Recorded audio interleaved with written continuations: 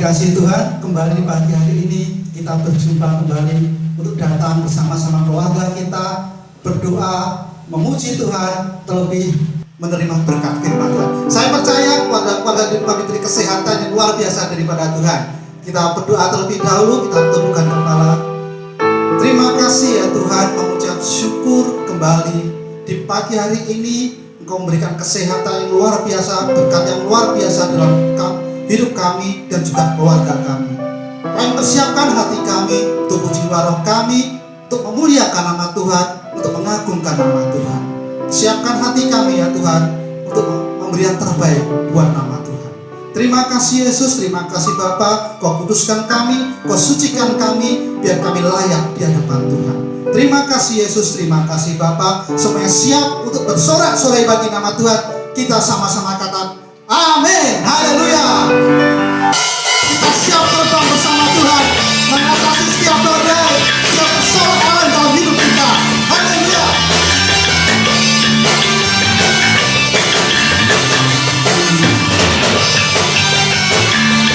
Haleluya, firman Tuhan. Kita berikan kita Yesus, Yesus.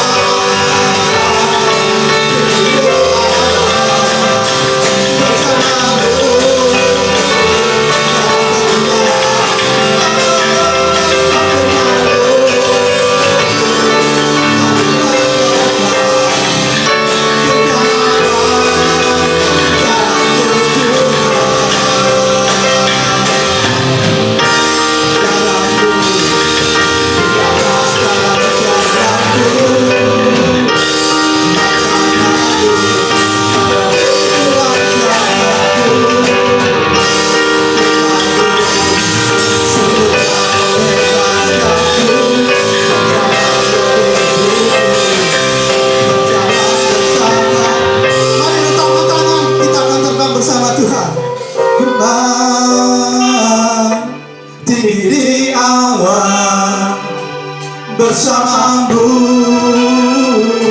dalam kemuliaan, oh, sebab firman-Mu teguh menopang, ku kan lama dalam sekali ku kan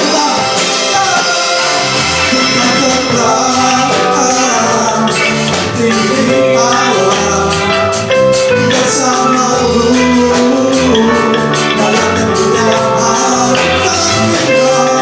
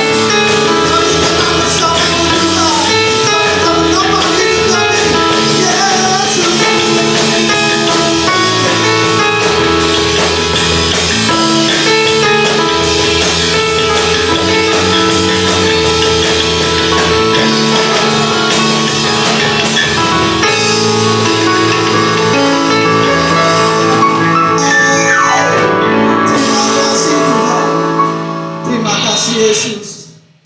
Kami percaya kami akan tenang bersama Tuhan, sebab Engkau yang menopang hidup kami, Tuhan. Terima kasih Yesus. Apapun persoalan hidup kita, saudara, percayalah bahwa bersama Tuhan kita pasti menang. Bersama Tuhan kita pasti menang. Serahkan setiap persoalan hidupmu dalam Tuhan. Bersandar sepenuhnya kepada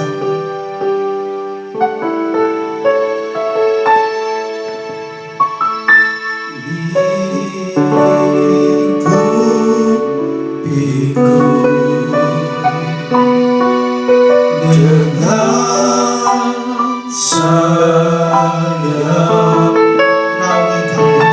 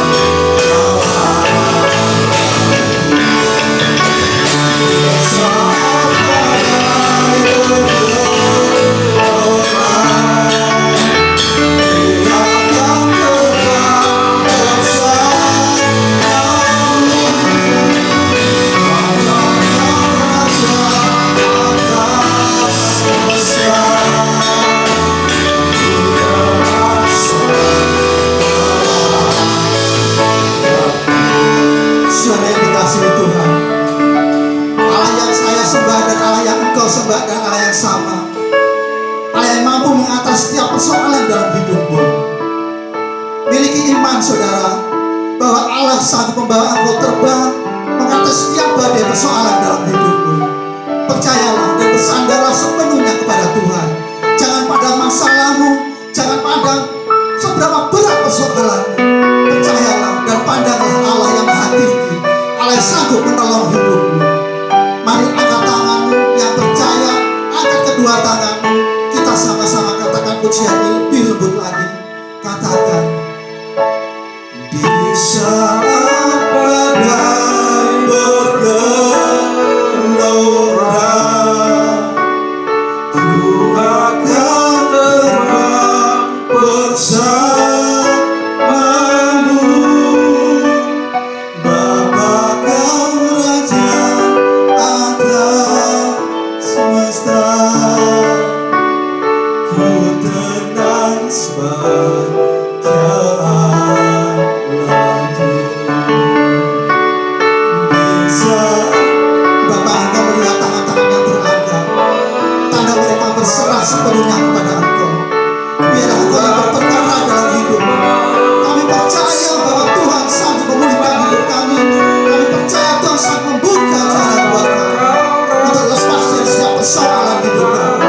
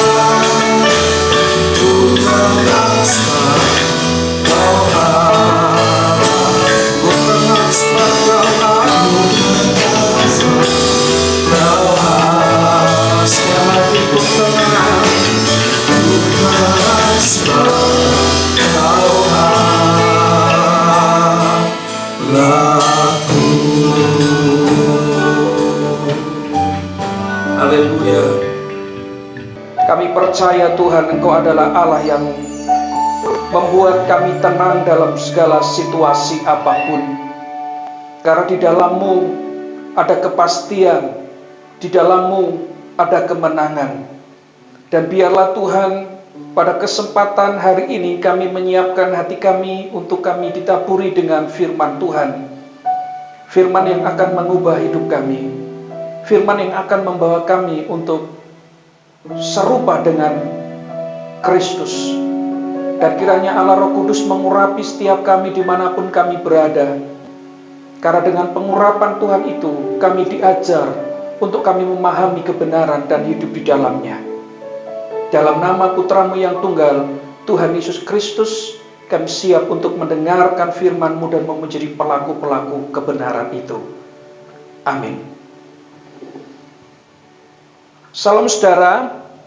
Mari kita membuka Alkitab kita dalam 1 Yohanes pasal yang kedua ayat yang ke-6. 1 Yohanes pasal 2 ayat yang ke-6, saya baca demikian. Barang siapa mengatakan bahwa ia ada di dalam Dia, ia wajib hidup sama seperti Kristus telah hidup. Saudara, kalau kita memahami ayat ini, maka kita akan didorong oleh Roh Kudus supaya membawa kehidupan kita ini untuk serupa dengan Kristus. Ketika kita memahami ayat ini, maka diri kita akan selalu digerakkan oleh Roh Kudus supaya setiap langkah kehidupan kita memiliki sebuah tujuan yang pasti, bahwa hidup yang kita jalani ini tujuannya dan sasarannya sangat jelas, yaitu serupa dengan Kristus. Rasul Yohanes mencatat ini dan memberikan nasihat ini kepada setiap orang percaya, supaya ketika mereka mengatakan bahwa mereka ada di dalam Kristus, mereka percaya kepada Kristus, maka kepercayaan mereka itu dibuktikan dengan cara memiliki hidup, memiliki karakter Kristus dalam hidupnya. Jadi barang siapa berkata dalam dirinya kalau dia ada di dalam Kristus, barang siapa dalam dirinya yang berkata aku percaya kepada Kristus, tetapi hidupnya tidak sesuai dengan kehidupan Kristus, maka kepercayaannya itu bukanlah kepercayaan yang benar, saudara. Karena ketika seseorang percaya kepada Kristus, dia sedang menaruh segenap hidupnya, seluruh hidupnya kepada Kristus. Artinya Kristuslah yang dimuliakan dalam hidupnya. Kristuslah yang dijunjung tinggi dalam hidupnya. Dan targetnya cuma satu. Bagaimana supaya Kristus, Tuhan, disenangkan dalam hidup kita. Sehingga orang-orang yang percaya kepada Kristus ini tidak punya agenda lain dalam dirinya, saudara. Agendanya cuma satu, menyenangkan hati Tuhan. Agendanya cuma bagaimana hidupnya ini bisa mempermuliakan Allah. Itulah yang dilakukan, itulah yang dikerjakan. Memang berat dalam perjalanan dunia ini. Tetapi kalau dia sudah berkata, aku di dalam Dia, maka ia wajib hidup sama seperti Kristus telah hidup. Jadi saudara, ketika kita memahami akan hal ini, mari kita bersama-sama membawa diri kita untuk kita persembahkan kepada Tuhan dengan benar, dengan sungguh-sungguh, tidak separuh-separuh. Ketika kita sudah mengaku Yesus Kristus adalah Tuhan, mari kita mempercayai Dia sesungguhnya, seutuhnya, jangan separuh-separuh. Sekalipun dalam kepercayaan kita kepadanya, banyak situasi yang bisa diperhadapkan dalam hidup ini, tetapi berjalanlah dalam kepercayaanmu. berjalanlah dalam keyakinanmu, maka kepercayaanmu kepada Kristus itu akan membuktikan bahwa engkau percaya kepada Allah yang benar. Engkau percaya kepada Allah yang hidup. Nah saudara, pada kesempatan ini kita akan melihat bagaimana ciri-ciri orang yang hidup atau ciri-ciri orang yang ada di dalam Kristus. 1 Yohanes pasal yang kedua ayat yang pertama, di situ dicatat dengan jelas, dikatakan begini. 1 Yohanes pasal yang kedua ayat yang pertama, anak-anakku, hal-hal ini kutuliskan kepadamu, supaya kamu jangan berbuat dosa. Namun jika seorang berbuat dosa, kita mempunyai seorang pengantara pada Bapa, yaitu Yesus Kristus yang adil. Ciri yang pertama, seseorang yang hidup di dalam Kristus adalah ia tidak hidup di dalam dosa. Dosa itu bukan suatu kesenangan lagi baginya. Dosa itu merupakan sesuatu hal yang sudah ditinggalkan, bukan dibawa dan dihidupi. Sehingga Rasul Yohanes berkata dengan jelas, jangan berbuat dosa lagi. Memang perjalanan kita sebagai manusia yang masih ada dalam dunia ini, kita bisa jatuh di dalam dosa. Tapi ingatlah bahwa ada pendamai, yaitu Yesus Kristus yang sudah mati bagi kita. Nah, kita ini mendapatkan anugerah dari Tuhan bahwa karena pengorbanannya di kayu salib itu, dosa-dosa kita ini diampuni olehnya. Karena pengorbanan Kristus di kayu salib itu, kita diperdamaikan kembali oleh Bapa. Jadi ciri orang yang hidup di dalam Kristus adalah dia tidak hidup lagi di dalam dosa. Dia tidak menyukai dosa lagi. Dia mau meninggalkan dosa itu dan mau berpaling kepada Allah, kepada jalan-jalan kebenaran. Nah, saudaraku yang dikasihi oleh Tuhan, ada banyak orang-orang yang hidup di dalam dunia ini yang mengaku percaya kepada Kristus, tapi di sisi lain mereka juga masih hidup dan menghidupi dosa. Mereka masih suka di dalam dosa mereka. Mereka masih menekuni hidup di dalam dosa. Dan sepertinya kalau disuruh untuk meninggalkan dosa itu, mereka berkata, eman-emani. Kenapa saudara? Dosa itu menyenangkan bagi daging. Siapa sih yang tidak suka harta berlimpah? Siapa yang tidak suka kemewahan? Siapa yang tidak suka pangkat? Tetapi jika semuanya itu dilakukan dengan cara-cara yang tidak sesuai dengan kehendak Tuhan, dilakukan dengan cara-cara yang tidak sesuai dengan firman Allah, itu merupakan sesuatu hal yang tidak menyenangkan di hati Tuhan. Nah, berapa banyak orang yang masih terjebak dalam keinginan daging? Berapa banyak orang yang masih terjebak dalam keinginan dunia? Ngakunya anak Tuhan, ngakunya percaya kepada Kristus, tapi ternyata praktek hidupnya masih mencintai dosa dan masih senang dengan dosa. Nah, saudaraku yang dikasihi oleh Tuhan Yesus Kristus, kalau kita sudah mengaku bahwa kita ini ada di dalam Kristus, maka hendaklah kita dengan pemahaman, pengertian akan pengenalan Kristus, dengan sukarela menanggalkan dosa dan tidak hidup dalam kuasa dosa. Tapi kita harus hidup dalam kuasa kebenaran. Kita harus hidup dalam anugerah Allah yang menyelamatkan. Dosa itu bukan sesuatu hal yang disenangi kembali, tapi dosa itu merupakan sesuatu hal yang harus ditinggalkan karena kita ini sudah ditebus dari cara hidup kita yang lama. Nah, kalau kita mengaku percaya kepada Kristus, tapi kita masih senang dengan cara hidup kita yang lama, maka saudara, kita belum dikatakan percaya sungguh-sungguh dengan Kristus. Percaya kita itu hanya sebatas dari perkataan kita saja. Percaya kita itu hanya sebatas mulut saja, orang yang percaya kepada Kristus dalam hatinya, maka dia harus hidup seperti Kristus hidup. Nah, yang kedua, saudara, ciri orang yang hidup di dalam Kristus itu seperti apa?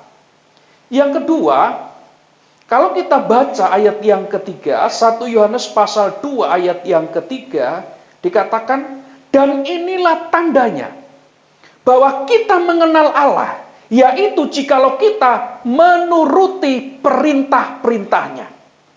Yang kedua, ciri orang yang hidup di dalam Kristus adalah menuruti perintah Allah, menuruti perintah Tuhan, menuruti perintahnya.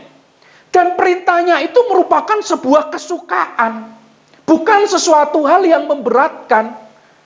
Banyak saudara, ketika seseorang disuruh, diperintah, mereka itu tidak suka. Mereka lebih suka memerintah daripada diperintah. Tetapi satu hal kebenaran yang harus kita pahami adalah, kalau kita mengaku bahwa kita hidup di dalam Kristus, maka kita harus menuruti perintahnya. Perintahnya itu adalah suatu kesukaan bagi kita. Perintahnya itu adalah sebuah kehidupan bagi kita. Makanya orang-orang percaya ketika hidup di dalam perintah Tuhan, hidup di dalam kehendak Tuhan, dia betul-betul mencerminkan kehidupannya yang dikehendaki oleh Tuhan. Nah, saudaraku yang dikasihi oleh Tuhan, mari perintah Tuhan itu sebagai wujud kesukaan kita. Perintah Tuhan itu adalah kesukaan yang harus kita lakukan dalam hidup ini. Jangan sebagai sesuatu hal yang memberatkan. Nah, perintah Tuhan itu apa, saudara? Nah, Rasul Yohanes ini disebut sebagai Rasul Kasih. Beberapa ayatnya dia selalu berbicara tentang kasih. Bagaimana kasih Allah kepada manusia, dan bagaimana kasih manusia kepada sesamanya. Dia mengingatkan, jika engkau mengasihi Allah, tapi hubunganmu dengan sesama masih ada dendam, masih ada kepahitan, berarti engkau belum mengasihi Allah. Jadi perintah Tuhan itu apa? Kalau kita membaca dalam kitab Matius, di situ ada hukum yang terutama dan yang utama. Di situ dikatakan, kasihilah Tuhan Allahmu dengan segenap hatimu, dan dengan segenap jiwamu, dan dengan segenap akal budimu, dan dengan segenap kekuatanmu. Dan yang kedua adalah, kasihilah sesamamu manusia seperti dirimu sendiri. Ini adalah perintah Tuhan yang luar biasa. Bahwa kehidupan kita harus mengasihi Allah dengan segenap hati, dengan segenap jiwa, dengan segenap kekuatan kita. Artinya seluruh kehidupan ini kita pakai untuk mengasihi Allah. Seluruh kehidupan ini kita pakai untuk memuliakan Allah. Tidak ada agenda yang lain. Tidak ada untuk mencari kepentingan diri sendiri. Tidak ada mencari keuntungan buat pribadi ini. Tidak, saudara. Tapi seutuhnya hidup ini hanyalah untuk mengasihi Allah. Dan yang kedua, orang-orang yang mengasihi Allah, maka dalam kehidupannya itu pasti dipraktekkan dengan mengasihi sesamanya. Tidak mungkin orang berkata, aku mengasihi Allah, tetapi dengan sesamanya dia tidak bisa berdamai. Tidak mungkin orang berkata, aku mengasihi Allah, tapi dengan sesamanya dia tidak mau menolong mereka yang membutuhkan pertolongan. Tidak mungkin orang berkata, aku mengasihi Allah, tetapi dengan sesamanya masih ada kepahitan, masih ada dendam, masih ada benci, masih ada iri hati. Tidak mungkin, saudara. Berarti kalau semuanya masih ada dalam diri orang tersebut, dia tidak mengasihi Allah. Dia hanya mengasihi dirinya. Jadi orang yang mengasihi Allah itu dibuktikan dengan kehidupan kesehariannya. Bagaimana sikapnya dengan dirinya sendiri, bagaimana sikapnya dengan sesama. Makanya saudara, tidak gampang-gampang kita berkata, aku anak Allah. Kita sering nyanyikan lagu, aku anak raja, engkau anak raja, kita semua anak raja. Pertanyaannya, ketika kita nyanyikan lagu seperti itu, bagaimana sikap kita? Apakah sikap kita ini mencerminkan sikap anak-anak raja? Bagaimana sikap kehidupan kita? Apakah kehidupan kita ini mencerminkan karakter seorang raja? Nah, saudara, ini menjadi pergumulan kita bersama-sama. Sehingga ketika kita berkata-kata, maka hendaklah kita menyadari bahwa setiap perkataan kita itu memiliki kuasa. Alkitab mencatat hidup dan mati dikuasai lidah. Siapa yang suka menggemakannya, ia akan memakan buahnya. Mari kita menggunakan lidah kita. Mari kita menggunakan mulut kita dengan sesuatu hal yang benar. Menggunakan lidah, menggunakan mulut. Dengan bertanggung jawab. Karena ingatlah saudara, semua yang keluar dari lidah kita ini ada kuasa. Semua yang keluar dari lidah kita ini, semuanya akan dipertanggungjawabkan. Nah, apa sekarang yang keluar dari lidah kita? Apakah mulut yang mengasihi Tuhan, yang memuji Tuhan, yang bersyukur kepada Tuhan, dalam segala situasi kehidupan kita tetap bersyukur? Ataukah sebaliknya, kita sering bersungut-sungut, kita sering marah kepada Tuhan, kita sering jengkel dengan sesama, dan lain sebagainya. Mari saudara, kalau kita ini mengikut Kristus, kalau kita ini di dalam Kristus, ayat yang ke-6 tadi dengan jelas dikatakan, barang siapa mengatakan bahwa ia ada di dalam Dia, ia wajib hidup sama seperti Kristus telah hidup. Tuhan Yesus Kristus hidup itu hanya untuk satu, saudara. Melakukan kehendak Bapanya. Makanya dalam kitab Injil dicatat, makananku ialah melakukan kehendak Bapakku. Segenap kehidupan Tuhan Yesus Kristus, apa yang Dia kerjakan, itu semuanya berasal dari Allah, berasal dari Bapa. Sehingga Tuhan Yesus berkata, aku dan Bapa adalah satu. Aku melakukan sesuatu yang berasal dari Bapa. Sekalipun saudara, Dia sebagai manusia seutuhnya, Dia Allah seutuhnya, tapi Dia juga manusia seutuhnya ketika Dia datang ke dalam dunia. Sebagai manusia tentunya Dia punya keinginan. Sebagai manusia yang normal, tentunya Dia punya tujuan yang lain, bisa punya kehendak, punya keinginan yang lain. Tapi satu, saudara, Dia mau menaklukkan semua kehendaknya, menaklukkan semua keinginannya, menaklukkan semua tujuannya. Yang Dia kerjakan cuma satu, tujuan Bapa, kehendak Bapa. Makananku ialah melakukan kehendak Bapa. Nah, saudaraku yang dikasihi oleh Tuhan Yesus Kristus, pada kesempatan hari ini kita diingatkan kembali.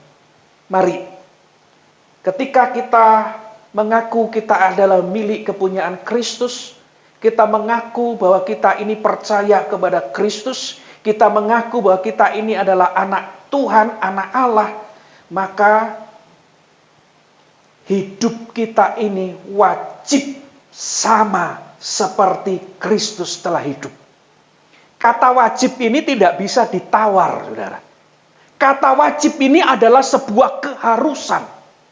Kata wajib ini adalah sebuah sesuatu yang hendaknya dilakukan, tidak boleh tidak. Wajib hidup sama seperti Kristus hidup. Kemudian kita bertanya, Pak, mana mungkin kita bisa hidup sama seperti Kristus hidup? Mana mungkin kita bisa melakukan hal seperti itu?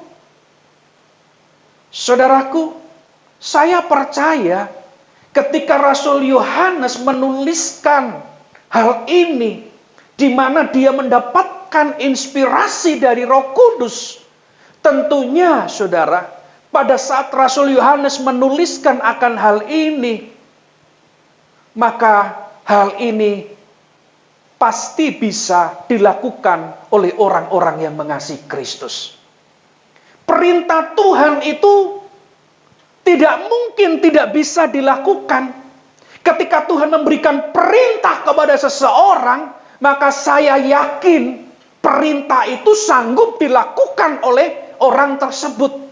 Tidak mungkin Bapak yang baik, Bapak yang mengetahui kehidupan, Allah yang tahu seluruhnya memberikan perintah, dan orang yang diperintah tidak bisa melakukannya. Tidak mungkin, saudara.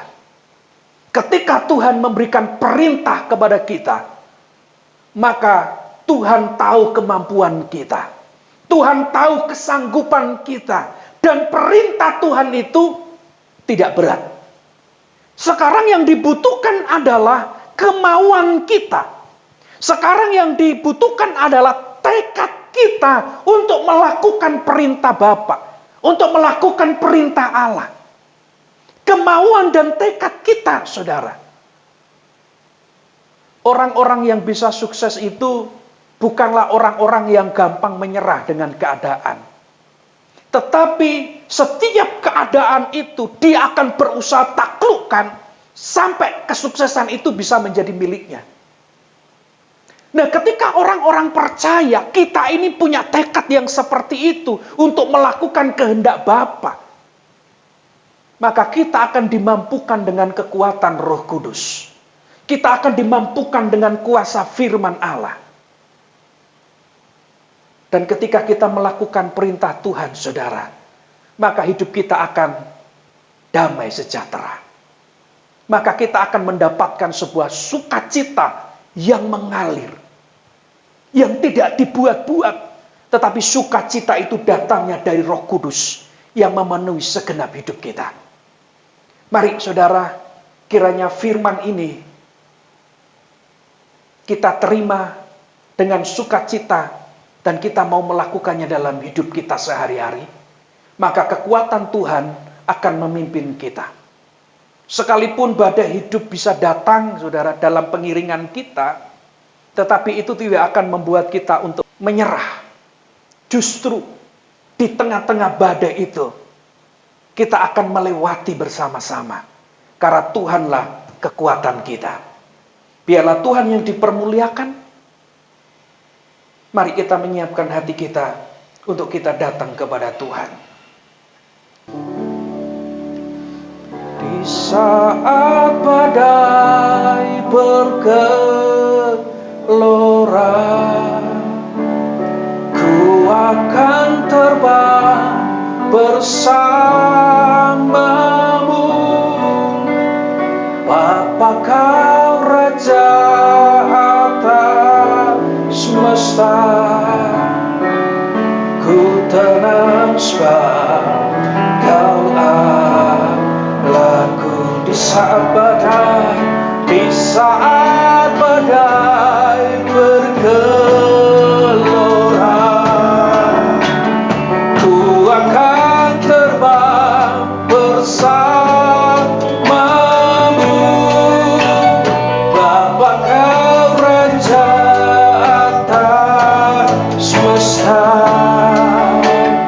ku tenang sebab kau sekali lagi di saat badai